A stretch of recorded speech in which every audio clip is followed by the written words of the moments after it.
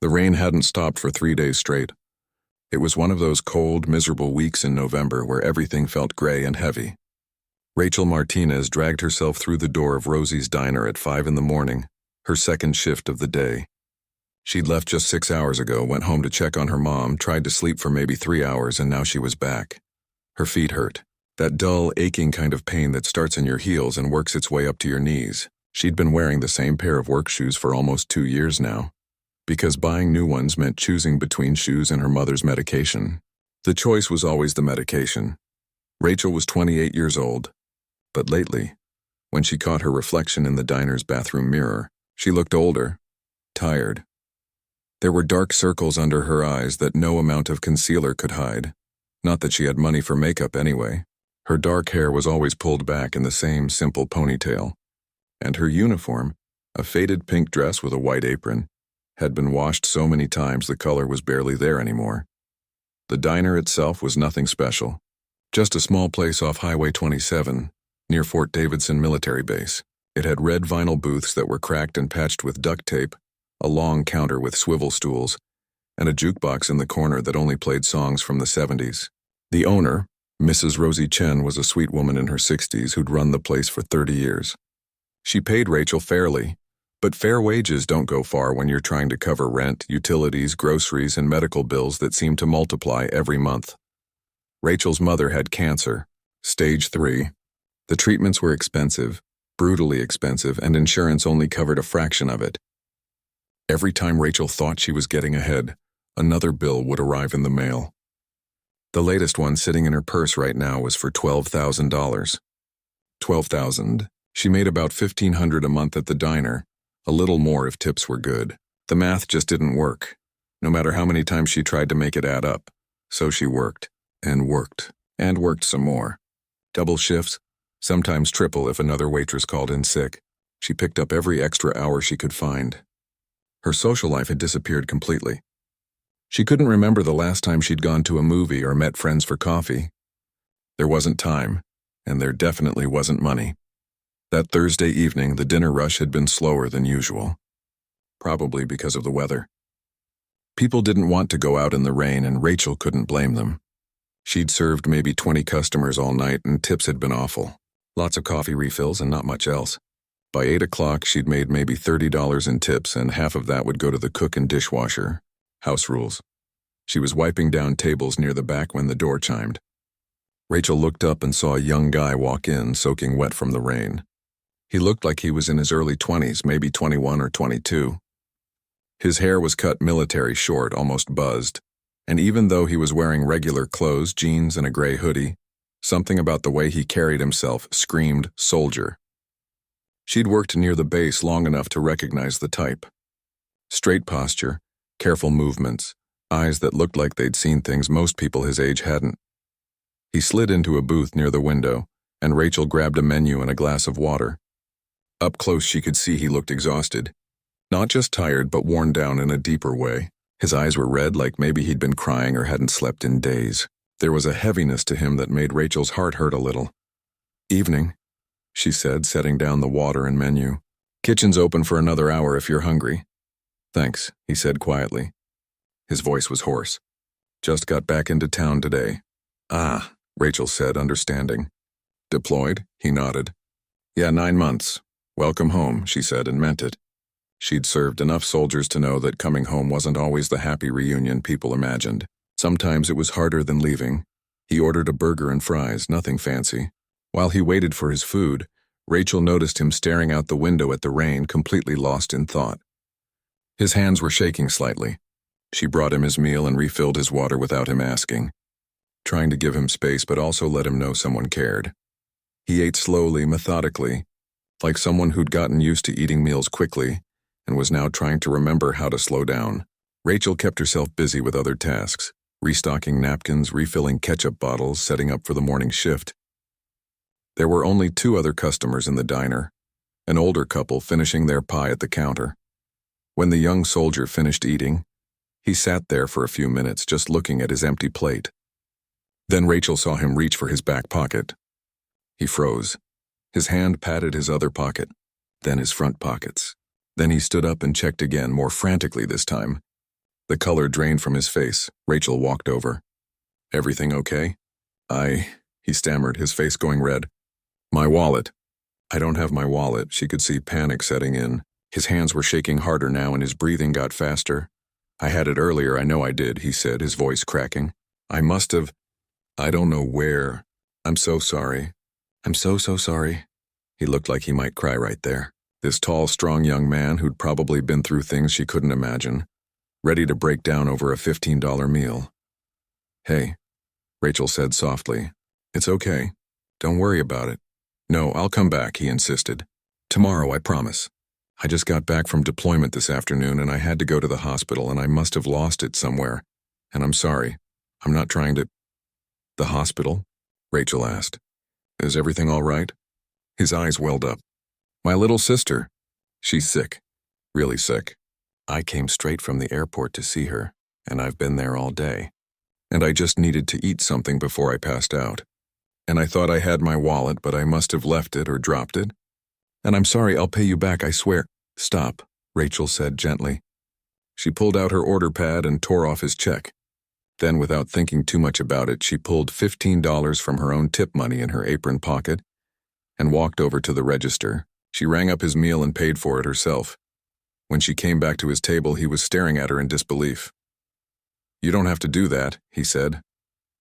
"I know," Rachel replied, "but you just spent 9 months away from home.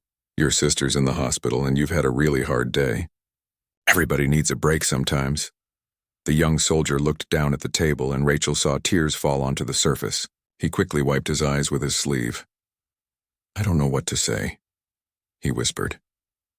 "You don't have to say anything," Rachel told him. "Just take care of yourself and your sister, okay? And when you get a chance, maybe do something nice for somebody else. That's all the payment I need." He looked up at her, and there was something in his expression. Gratitude, yes, but also something deeper. Like she'd given him more than just a free meal. Like in that moment when everything felt heavy and impossible, someone had shown him that kindness still existed in the world. "Thank you," he said, his voice thick with emotion. "You have no idea what this means to me." "What today's been like," Rachel smiled. "I think I might have some idea. We've all got our struggles, right? Sometimes it helps to remember we're not alone." She didn't tell him about her own problems, about her mother, about the bills, about the fact that those $15 represented almost an hour of work and she desperately needed every penny.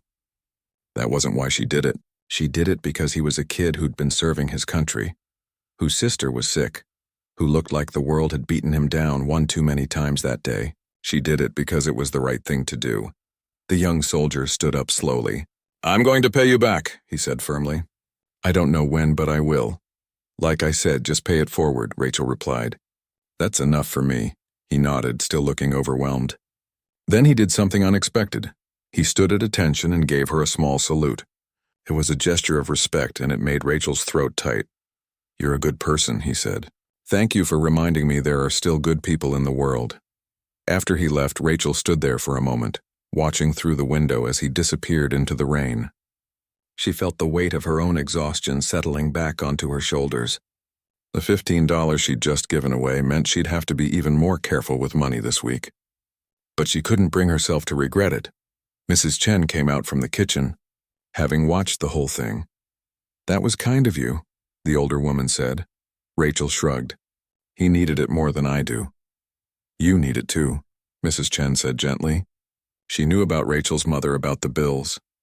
"Maybe," Rachel admitted. "But I'll be okay. I always figure it out somehow." She finished closing up the diner, counting out her meager tips for the day, $15 less than she'd started with. By the time she locked the doors and got in her old beat-up Honda, it was after 10. The drive home took 20 minutes and she spent it thinking about that young soldier, hoping his sister would be okay, hoping he'd find his wallet. Rachel had no way of knowing that in less than 12 hours, her entire life would change. She had no idea that the simple act of paying for a stranger's meal would set off a chain of events that would reach hundreds of people. As she pulled into her apartment complex and trudged up the stairs to her small one-bedroom apartment, she was just focused on surviving another day. Her mother was asleep on the couch when she got home. Rachel covered her with a blanket, checked that she'd taken her evening medications, and collapsed into her own bed without even changing clothes. Her alarm would go off at 5 in the morning, and the whole exhausting cycle would start again. But for just a moment before she fell asleep, Rachel thought about the gratitude in that young soldier's eyes. Whatever struggles she faced, at least she'd made one person's terrible day a little bit better. Sometimes she thought that has to be enough. Rachel's alarm went off at 5 in the morning, just like it did every single day. She hit the snooze button once, allowing herself 5 more minutes of sleep, then dragged herself out of bed. Her body felt like concrete. Every muscle ached and her feet were still sore from yesterday's double shift.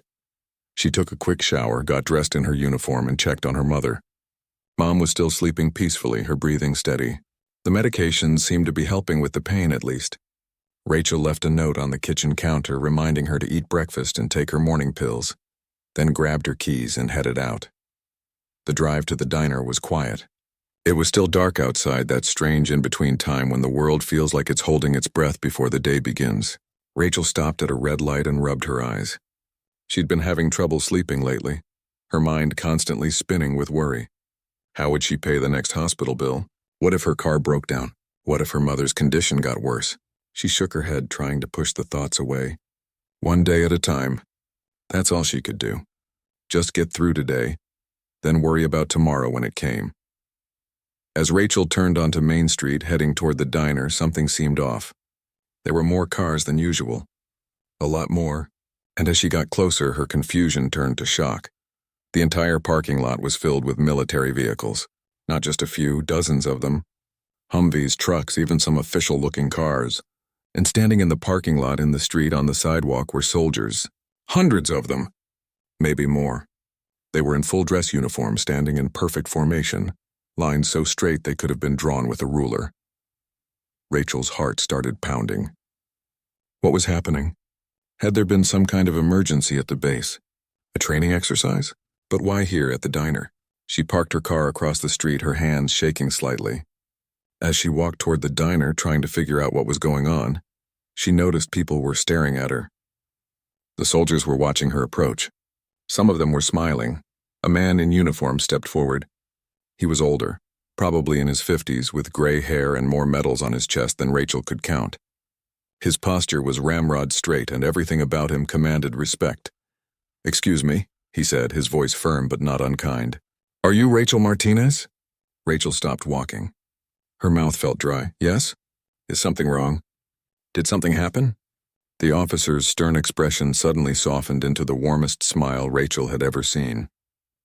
"Ma'am, my name is Colonel Patterson. I'm the commanding officer at Fort Davidson. Nothing's wrong. In fact, everything's very right." Rachel looked around at the sea of soldiers, completely bewildered. "I don't understand. What's going on? May I ask you something first?" Colonel Patterson said. "Did you serve a young soldier here last night? Someone who couldn't pay for his meal?" The memory came flooding back. The young man with the red eyes who'd lost his wallet, whose sister was in the hospital. "Yes," Rachel said slowly. "He seemed really upset. I paid for his meal. It wasn't a big deal." "It was to him," the colonel said, and now his eyes were getting a bit misty too. "That soldier's name is Private Tyler Webb. He's been deployed in a combat zone for the past 9 months. Yesterday, he flew home and went straight to the hospital, where his 15-year-old sister is being treated for leukemia. He spent the entire day there, and somewhere between the airport and the hospital, he lost his wallet." Rachel's hand went to her mouth. She'd known his sister was sick, but she hadn't known the details. Colonel Patterson continued. Private Webb hadn't eaten all day. He was exhausted, emotionally drained, and feeling like everything was falling apart. When he realized he couldn't pay for his meal, he told me later that it felt like the final straw, like the universe was just kicking him when he was already down. "I'm so sorry he was going through that," Rachel whispered. "Don't be sorry," the colonel said. "Be proud, because when you paid for his meal, when you showed him kindness without expecting anything in return, you gave him something more valuable than food. You gave him hope. You reminded him why he serves, why he puts his life on the line, because there are good people in this world worth protecting." Rachel felt tears starting to form in her eyes. "I really didn't do anything special. Anyone would have, but they don't," the colonel interrupted gently. "That's the thing. Most people don't." Private Webb came back to base last night, and during our evening formation, he broke down in front of his entire unit. He told them what happened, how a waitress he'd never met before paid for his meal with her own money, how she told him to pay it forward, how for the first time all day he felt like things might be okay. The colonel paused, looking at the assembled soldiers behind him. When his story spread through the base, and trust me, it spread fast, something remarkable happened. Soldiers from every unit started asking questions. They wanted to know who you were, where you worked, how they could thank you. By 10 o'clock last night, we had over 300 service members volunteering to come here this morning. Rachel looked at the massive formation of soldiers, truly seeing them now. They were all looking at her with respect, with gratitude. Some were smiling. Some had tears in their eyes. These were men and women who served their country, who put their lives on the line, and they were here. For her, I don't know what to say, Rachel managed to get out. You don't have to say anything, Colonel Patterson replied. They're not here for speeches. They're here because Private Webb's story reminded every single one of them why kindness matters, and they wanted to show their appreciation for someone who showed kindness to one of their own. Just then Rachel saw him, the young soldier from last night, Private Tyler Webb, walking toward her with a young girl beside him. The girl was wearing a colorful headscarf, and though she looked thin and tired, she was smiling brightly. "Ma'am," Tyler said, his voice trembling, "this is my sister, Lily." Lily immediately wrapped her arms around Rachel in a tight hug. "Thank you for helping my brother," she said. "He called me last night and told me what you did. He said you were like an angel." Rachel hugged the girl back, completely overwhelmed. "How are you feeling, sweetie?" "Better," Lily said. "The doctors say I'm responding well to treatment, and having Tyler home makes everything better." Tyler was crying now, not bothering to hide it. "I can't ever repay what you did," he said. "Not just paying for the meal, but the way you treated me. Like I mattered. Like I was worth caring about. Yesterday was the worst day I've had in a long time, and you made it bearable." "You do matter," Rachel said firmly. "Both of you matter. And I'm so glad I could help, even just a little bit." Colonel Patterson cleared his throat. "Ma'am, if you don't mind, these soldiers would like to have breakfast here this morning. All of them. They've been organized into groups so we don't overwhelm the diner all at once. They understand this is a small establishment, and they're prepared to wait as long as it takes." Rachel looked at the diner, then back at the colonel. "You want to feed 300 soldiers here?" "If that's all right with you and the owner," he said. "And ma'am, I can promise you tips won't be a problem today." Rachel's mind was spinning. Mrs. Chen wasn't even here yet. The cook wouldn't arrive for another 30 minutes. How could they possibly handle this? As if reading her mind, the colonel added, "We've also brought field kitchen support. We can help with food prep if needed. This isn't meant to create more work for you. It's meant to show appreciation." Just then, Mrs. Chen's old Buick pulled into the parking lot. The elderly woman got out of her car and stood there, staring at the scene with her mouth open. Rachel hurried over to her.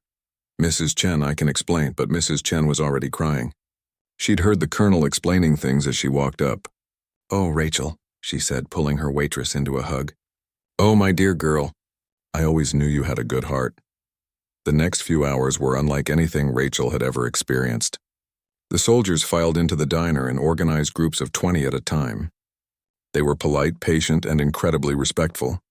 They ordered breakfast, eggs, pancakes, bacon, coffee, and the small diner that usually served maybe 40 customers during the breakfast rush was now handling hundreds. The military's field kitchen team did help, setting up outside and cooking additional food to support the diner's regular kitchen. But what amazed Rachel most wasn't the logistics. It was the interactions. Each soldier who sat in her section wanted to shake her hand. They wanted to thank her personally. Many of them told her their own stories, times when a stranger had helped them or times when they wished someone had. One soldier, a woman in her 30s, told Rachel that she'd been homeless before joining the military, and someone had bought her a meal at a restaurant, and that simple act of kindness had given her the strength to keep going. Another soldier, an older man with gray stubble, said his son had been helped by a stranger during a difficult time, and he'd always wanted to pay it forward but never knew how. "This feels right," he told Rachel. "Being here, supporting you, it feels like the circle is completing." The tips were extraordinary. Soldiers left $20 bills for a $5 breakfast. $50 bills. Some left $100 bills. Rachel kept trying to tell them it was too much, but they insisted. One young soldier pressed a 20 into her hand and said, "My mom's a waitress. I know how hard you work. Please take it." Mrs. Chen was crying happy tears behind the counter, overwhelmed by the kindness and generosity filling her small diner. The cook, a gruff man named Frank who rarely showed emotion, kept wiping his eyes with his apron. By mid-morning, news vans started showing up.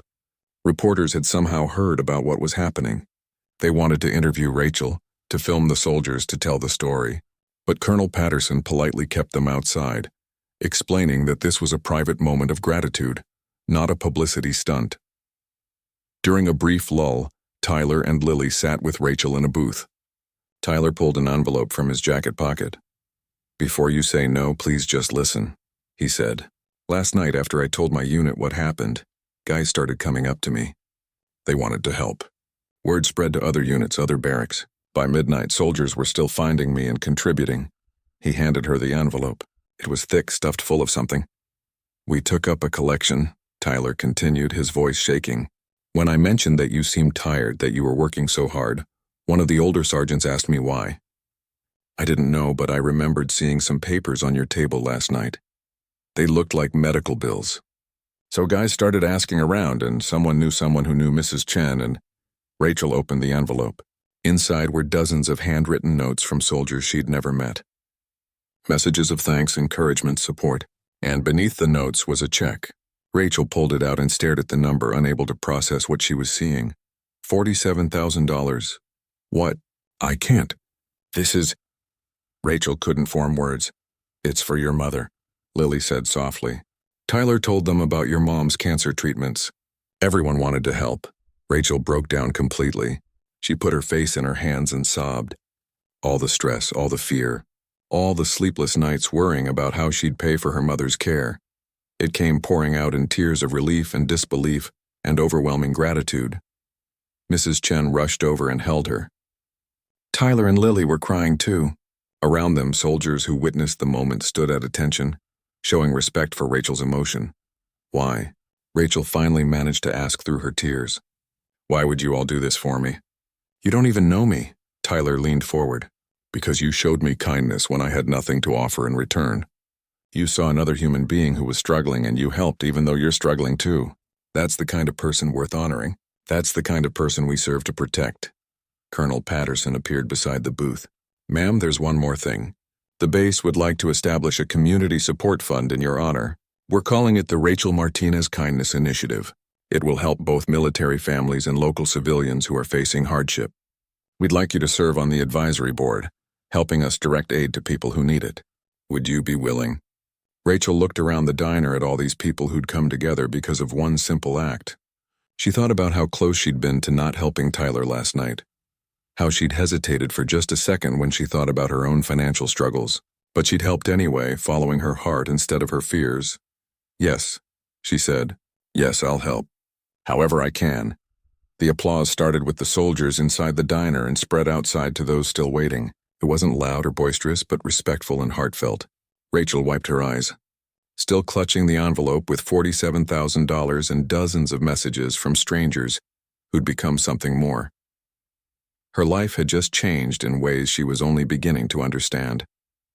The waitress who could barely afford new shoes was now holding enough money to save her mother's life.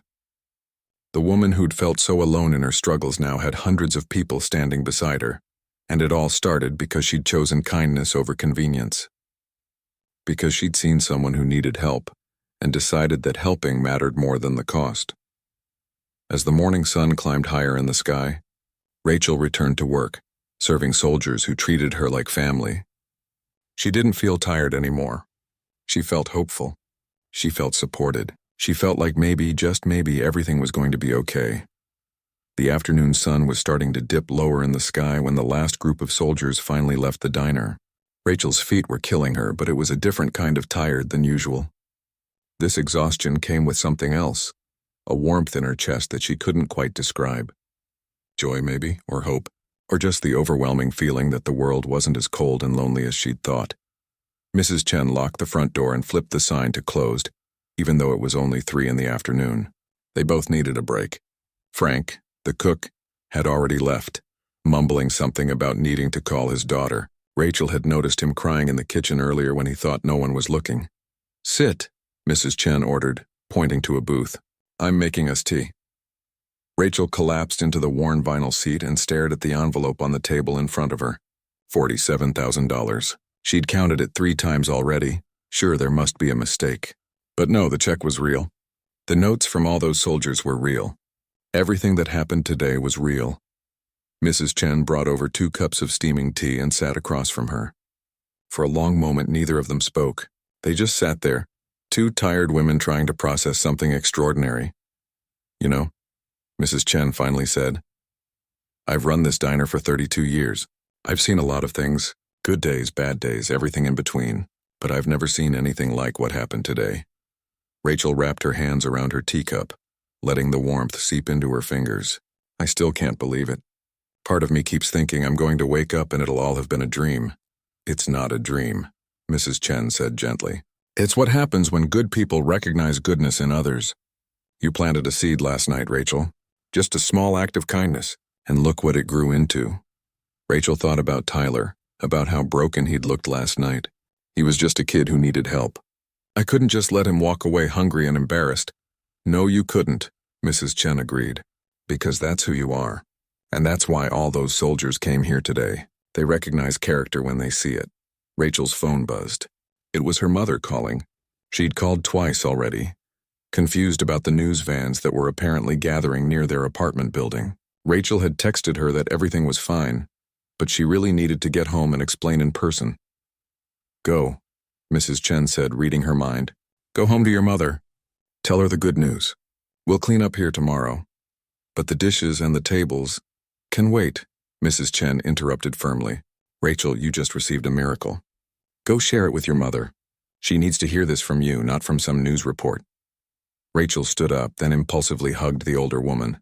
"Thank you, Mrs. Chen, for everything. For giving me a job when I needed it. For being patient when I had to miss shifts for Mom's appointments, for just being kind." Mrs. Chen patted her back. "We take care of each other. That's what family does. Now go." The drive home felt surreal. Rachel kept glancing at the envelope on the passenger seat, half expecting it to disappear. She thought about all the bills stacked on her kitchen counter, the payment plans she'd been juggling, the calls from debt collectors she'd been avoiding. This money would change everything. But more than the money, it was the weight that had lifted from her shoulders. For months, she'd felt like she was drowning, struggling alone to keep her mother alive while everything around her fell apart. Today, hundreds of people had reached out and pulled her to the surface. They'd reminded her that she wasn't alone, that kindness existed, that people cared about each other. When Rachel walked into their small apartment, she found her mother sitting on the couch looking anxious. The TV was on, showing a local news report. Rachel caught a glimpse of the diner on the screen before her mother muted it. "Rachel, what's going on?" her mother asked. "The news is talking about soldiers at the diner, and something about a waitress who helped someone." "Is that you? Are you in trouble?" Rachel set the envelope on the coffee table and sat down next to her mother. "Mom, I need to tell you about something that happened last night." She explained everything.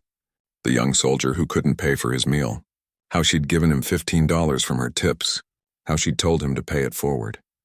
Her mother listened quietly, her eyes getting wider. "This morning," Rachel continued, 300 soldiers showed up at the diner. They came because that soldier, Tyler, told his unit what happened, and they wanted to thank me." "Oh, honey," her mother said, tears already forming in her eyes. "Wait, there's more." Rachel opened the envelope and pulled out the check, holding it so her mother could see the amount. "They took up a collection. For your treatments, Mom. For the medical bills." Her mother stared at the check, her hand flying to her mouth. That's $47,000, I know. Rachel, we can pay off the hospital. We can afford the new treatment Dr. Singh suggested.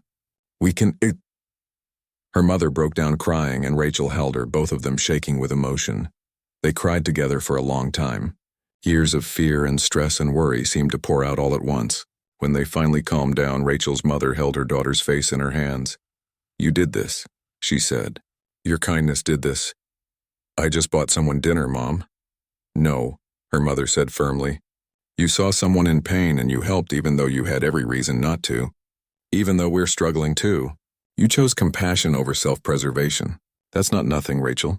That's everything. Over the next few days, Rachel's life transformed in ways she'd never imagined. The news story had gone viral. Local TV stations ran features about the waitress and the soldiers. National news picked it up.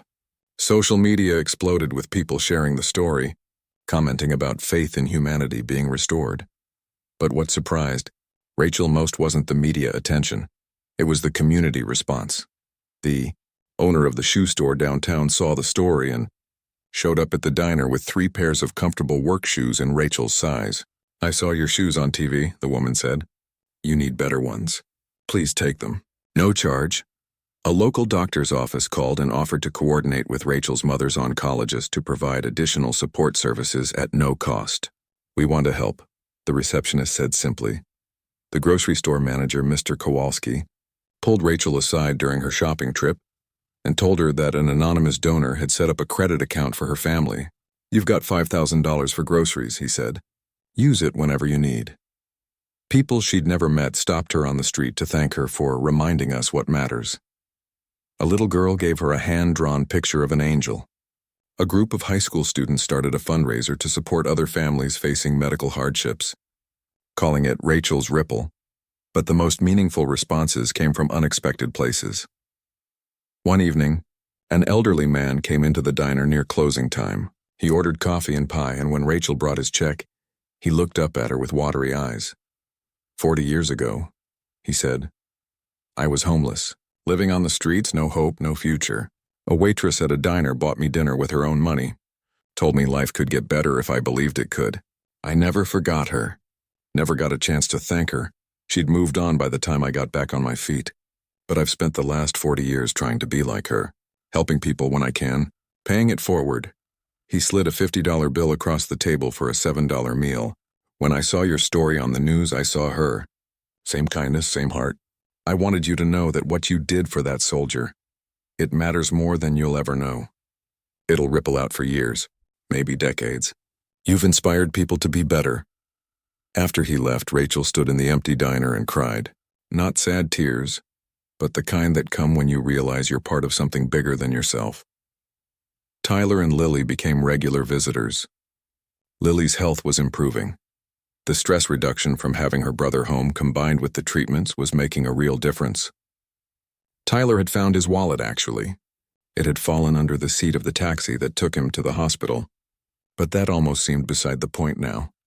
"I've been thinking," Tyler told Rachel one afternoon, "about what you said about paying it forward. I want to do something, but I don't know what." "You already did something," Rachel said. "You told your story. You let yourself be vulnerable. That's what started all of this." "But I want to do more," he insisted. "Something lasting." Lily, who was doing homework in a booth, looked up. "What if we volunteered together? Like helping other families with sick kids? I know how hard it is. Maybe we could make it easier for them." That's when the idea started forming. Rachel, Tyler, Lily, and several of the soldiers from that morning began meeting to discuss creating something more structured. Colonel Patterson had mentioned the Rachel Martinez Kindness Initiative, but what would that actually look like? They met at the diner after hours, brainstorming. One soldier, a logistics specialist, suggested they start by identifying families in crisis, military and civilian. Another, a social worker in her civilian life, talked about connecting people with resources they didn't know existed. Mrs. Chen offered the diner as a meeting place. "We could do more than serve food," she said. "We could serve hope." The idea grew. They would create a network of volunteers who could provide practical help, rides to medical appointments, meal prep for families too overwhelmed to cook, childcare for parents dealing with emergencies. They'd connect people with financial resources, job opportunities, counseling services, but more than that, they wanted to create a community. A place where people going through hard times didn't feel alone, where someone struggling could walk in and find support, not judgment, where kindness was the default, not the exception. Rachel threw herself into the planning. For the first time in years, she had energy that came from something other than desperation. She was working towards something positive, something that could help people the way she'd been helped. Her mother's first treatment with the new medication happened on a Tuesday morning. Rachel took the day off to go with her. As they sat in the oncology center waiting for the infusion to finish, her mother squeezed her hand. "I'm proud of you," she said, "not because of the money or the news stories. I'm proud because when life kept knocking you down, you stayed kind.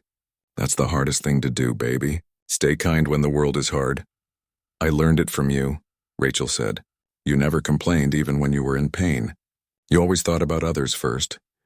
"Then we're both stubborn fools," her mother said with a weak smile. "Stubborn kind fools." 2 weeks after that morning with the soldiers, Rachel received a letter from the base. Colonel Patterson invited her to a ceremony where they would officially launch the Kindness Initiative.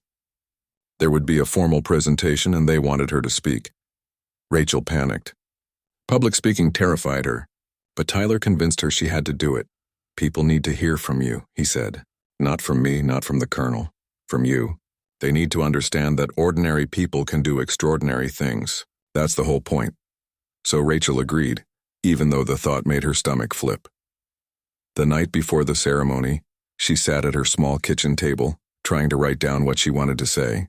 But every time she started, it sounded wrong. Too formal, too rehearsed, too unlike herself. Finally, she gave up on writing a speech. She'd just speak from her heart. That's all she knew how to do anyway. As Rachel turned off the lights and headed to bed, she thought about how much had changed in just 2 weeks. The crushing weight of debt was gone. Her mother was getting better treatment. She had new friends, new purpose, new hope. But the most important change was internal. She'd spent so long feeling powerless, like nothing she did mattered in the face of overwhelming problems. Now she understood that small acts of kindness were powerful precisely because they were small. They were within everyone's reach. You didn't need wealth or influence to change someone's life. You just needed to care, to notice, to act. Rachel had paid for a $15 meal and the world had given her back so much more. Not just money, but community. Not just support, but purpose. Not just gratitude, but the knowledge that kindness multiplies in ways we can never predict. Tomorrow she'd stand in front of hundreds of people and tell them her story. She'd encourage them to see opportunities for kindness in their own lives. She'd help launch an initiative that could help countless families. But tonight she was just Rachel, a waitress who'd tried to help someone who was hurting, a daughter who could finally afford her mother's medicine, a woman who'd learned that sometimes the smallest gestures create the biggest ripples, and that was more than enough. Rachel stood in front of her bedroom mirror, adjusting her dress for the 10th time. It was the nicest outfit she owned, a simple navy blue dress she'd bought years ago for a cousin's wedding. She'd paired it with the only good shoes she had, though they still weren't as nice as the ones she wore for waitressing. Her hands were shaking. In 2 hours, she'd be standing in front of hundreds of people at Fort Davidson, speaking about what happened. The thought made her want to throw up. "You look beautiful," her mother said from the doorway. She was having a good day today, more energy than usual. The new treatment seemed to be working, though the doctors cautioned it was still early. "I look terrified," Rachel corrected, turning away from the mirror. "That too," her mother admitted with a small smile. "But that's okay. The best speeches come from people who are nervous. It means you care. What if I mess up? What if I say something stupid? What if I freeze?" Her mother walked over and took both of Rachel's hands in hers. "Then you'll be human. That's all anyone expects. Just tell them what happened. Tell them how you feel. That's all." Rachel took a deep breath. "I'm not good at this kind of thing, Mom. I serve coffee and take orders. I don't give speeches." "You showed kindness to a stranger when you could barely afford to," her mother said firmly. "If you can do that, you can do anything." The drive to Fort Davidson took 30 minutes. Tyler had offered to pick her up, but Rachel wanted to drive herself. She needed the time alone to think, to prepare mentally. Except she spent most of the drive trying not to cry from nerves. The base was enormous. Rachel had never actually been inside, though she'd driven past it countless times. Guards at the gate checked her ID and gave her a visitor's pass, directing her to the community center where the ceremony would be held. When she pulled into the parking lot, her heart sank. There were even more people than she'd expected. The lot was completely full and people were still arriving. News vans lined the street. She recognized some faces from the morning at the diner, but there were hundreds of others she'd never seen. Tyler was waiting for her near the entrance, with Lily beside him. Lily's headscarf today was bright yellow, and she looked healthier than she had 2 weeks ago. The smile on her face was genuine. "You came," Lily said, hugging Rachel immediately. Of course I came, Rachel said, though her voice was shaky. I promised I would. Tyler must have noticed how pale she looked. Hey, you okay? You look like you might pass out. Just nervous, Rachel admitted. Really, really nervous. That's normal, he assured her. I threw up before my first deployment briefing. This can't be worse than that. That's not as comforting as you think it is, Rachel said, but she managed a weak smile. Colonel Patterson appeared, looking official in his dress uniform. Ms. Martinez, thank you for coming. Before we start, I wanted to introduce you to some people. He led her inside to a private room where several people were waiting. There was the base commander, a general whose name Rachel immediately forgot because she was too nervous to process it.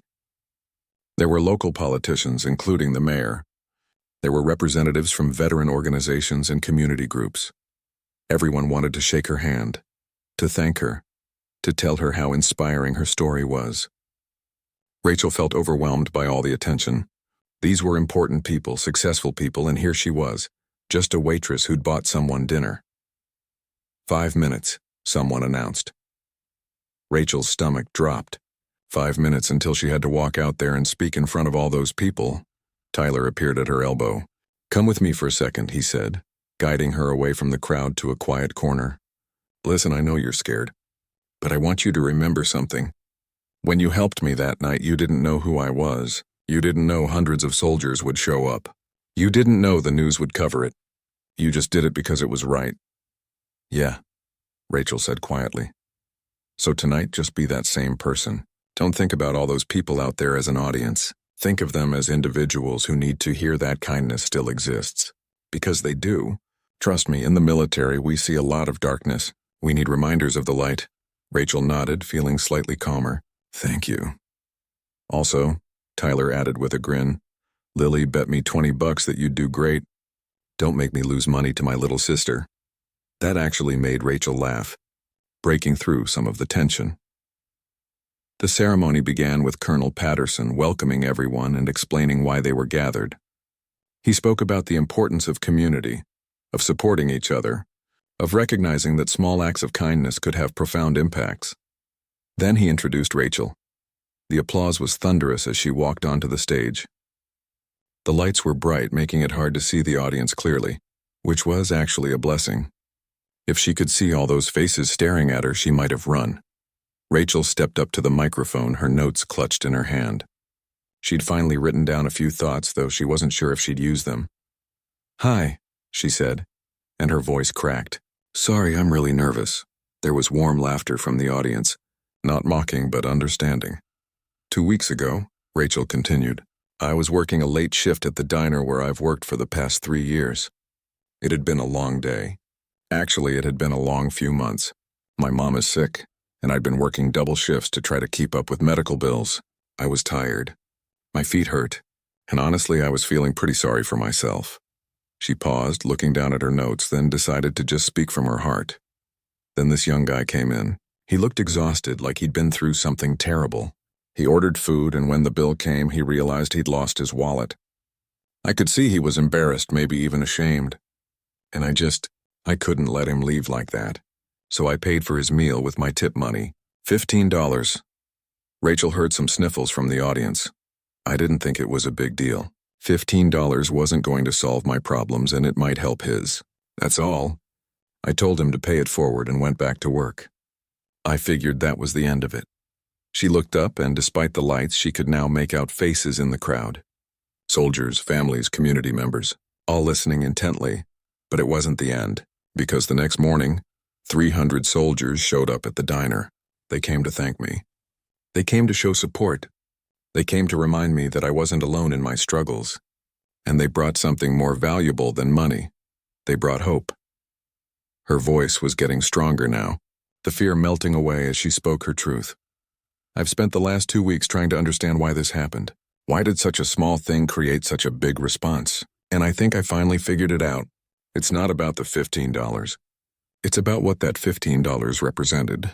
It represented choosing kindness over convenience, choosing compassion over self-interest, choosing to see another person's pain as more important than my own. Rachel felt tears starting, but she didn't try to hide them.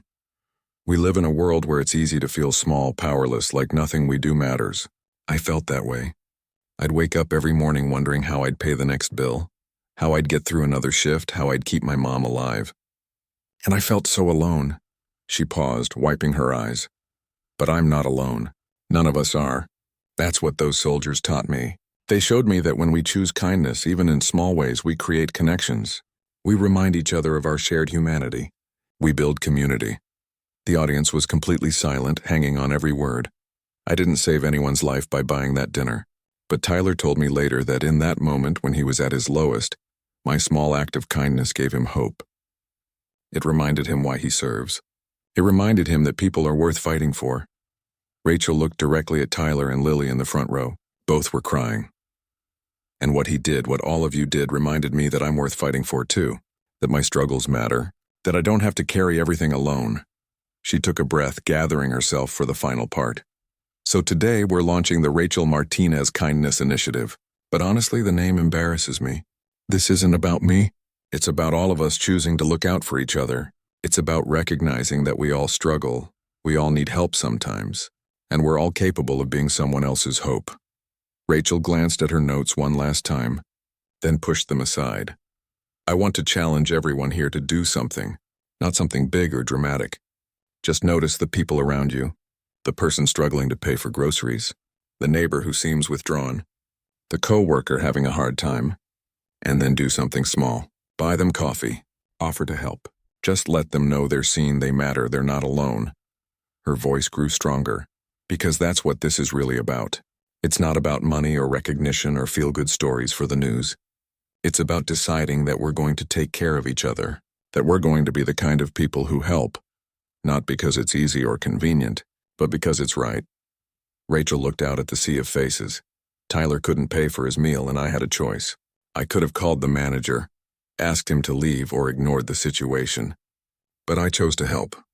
And that choice changed both of our lives. It changed hundreds of lives, actually. All because of $15 and a decision to care. She felt emotion rising in her throat. So that's my challenge. Notice people. Care about them. Help when you can. You don't need wealth or power to change someone's life. You just need to give a damn. And when you do, when you choose kindness, you create ripples that spread further than you'll ever know. Rachel stepped back from the microphone. Thank you for coming. Thank you for supporting this initiative. And thank you for reminding me that kindness still exists in this world.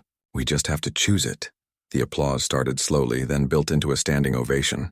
Rachel stood there, overwhelmed, as hundreds of people rose to their feet. Some were cheering, others were crying. Tyler and Lily were both on their feet, clapping and smiling through tears. Colonel Patterson returned to the stage and shook her hand.